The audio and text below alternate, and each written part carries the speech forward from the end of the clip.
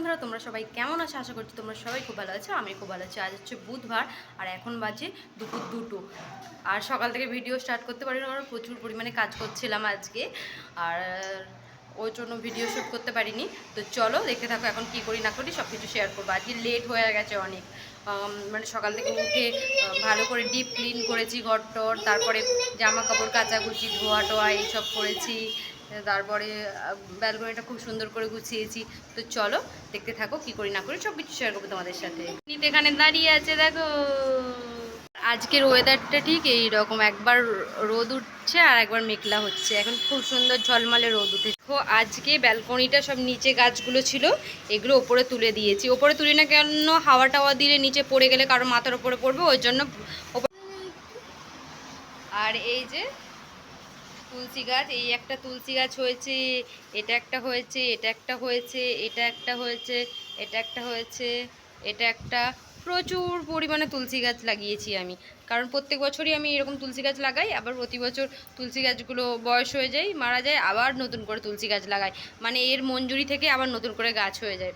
তারপরে এখানে একটা এই ফুলের গাছ আছে, এটা কি ফুল বলে, এই যে ফুল হয়ে আছে, এটা কী ফুল বলে আমি জানি না, তোমরা জানলে অবশ্যই কমেন্ট করে বলবে। এই একটা ফুলের গাছ, এই আর এগুলো সেই পয়সা ফুলের গাছ তো বলে। হ্যাঁ, এটা একটা আছে, এটা একটা আছে, এটা একটা আছে। আর এটা হচ্ছে মানি প্ল্যান্টের গাছ। আগে আমার এখানে প্রচুর মানি প্ল্যান্ট হতো, তারপরে এখন বাড়ি যাই তো আমরা, মানি প্ল্যান্ট মারা যায়। এটা একটা হয়েছে। তো সব গাছগুলোই মোটামুটি ভালো থাকে না, মারা যায়, ওই জন্য গাছ লাগানোর প্রতি আরও ততটা ভালো লাগে না। ওই মারা গেলে কোনো গাছ খুব কষ্ট হয়।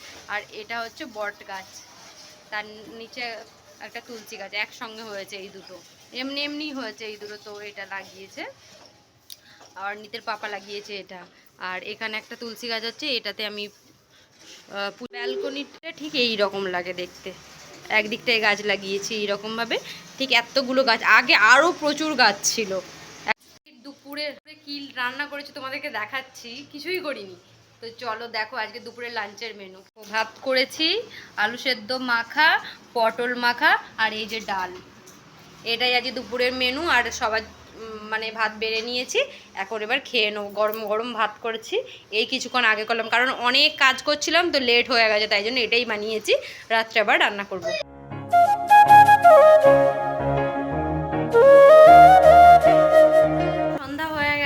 বিকালে সব কিছু কাজ টাজ কমপ্লিট হয়ে গেছিলো, তারপরে খাওয়া দাওয়ার পরে একটু শুয়েছিলাম, অর্ণিত ঘুমিয়ে গিয়েছিল। আর এখন সন্ধ্যা টন্ধা দেওয়া সব কিছু কমপ্লিট হয়ে গেছে। এখন যাচ্ছি আমরা গাজল স্টেশনে, কারণ তোমাদেরকে তো বলা হয়নি, গাজল স্টেশনে যাচ্ছি কারণ আমি এখানে প্রায় 3.5 বছরের মতো চলে এসেছি। আমাদের বাড়ি থেকে তেমন কেউ আসেনি, তেমন বলতে কেউ আসেনি আজ পর্যন্ত। তো অনেক বলে বলে বলে বলে আমার মা আসছে আজকে, হ্যাঁ অর্ণিতের দিদা আসছে আজকে, ওই জন্য। আর আমার একটা জেঠুর মেয়ে আসছে, মানে আমার দিদি হয়, দিদি আর আমার মা আসছে। তো ওরা তো প্রথমবার আসছে, জানে না। তো ওদেরকে স্টেশনে এখন আনতে যাব। তো চলো তোমরাও আমাদের সাথে, ঠিক আছে? অর্ণিত রেডি হয়ে এই যে শুয়ে পড়েছে, ওর পাপা আসছে, একটু লেট আছে সেই জন্য শুয়ে পড়েছে। বাবা কে আসছে? খুব মজা হচ্ছে তোমার, আনন্দ হচ্ছে? হাই করে দাও। তো চলো।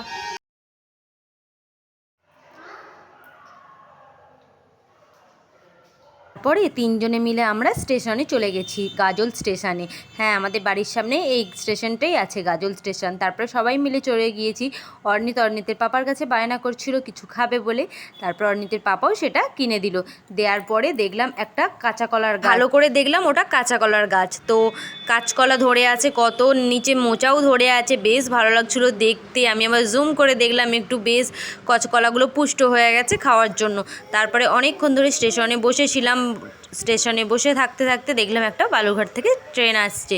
বালুরঘাট থেকে ট্রেনটা মনে হয়, এই ট্রেনটা মনে হয় শিলিগুড়ি আরে কোথাও যাচ্ছে। বেশ ভালো লাগছিল। শিলিগুড়ি থেকে তাও তো দার্জিলিং যাওয়া যায়, এখান থেকে দার্জিলিং খুবই কাছে। তারপরে এখানে বসেছিলাম।